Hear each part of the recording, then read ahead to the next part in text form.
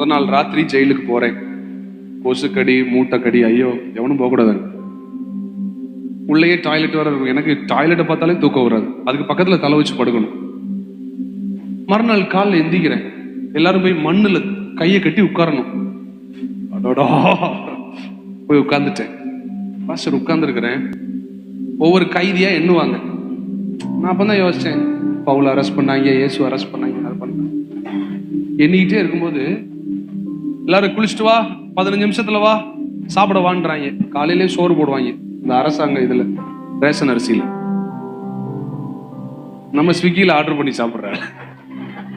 சரி நீ சாப்பிட்டுருவோம். அந்த வரிசையில உட்கார்ந்துருக்கேன் பாஸ்டர். என் காதுல ஒரு சத்தம் கேக்குது. நான் எந்த நிலை என்றாலும் என்னை விட்டு போகாமல் நிற்பதெல்லாம் அழகு. நான் என்ன யோசிச்சேன், பிரம்மை போல நம்ம ரொம்ப கலங்குனதுனால ஆண்டவர் அதை ஞாபகப்படுத்துறாரு போலன்னா, விட்டு கொடுக்காத பேரழகு. பாட்டு ஓடுது, உயமலையோ சமவெளி.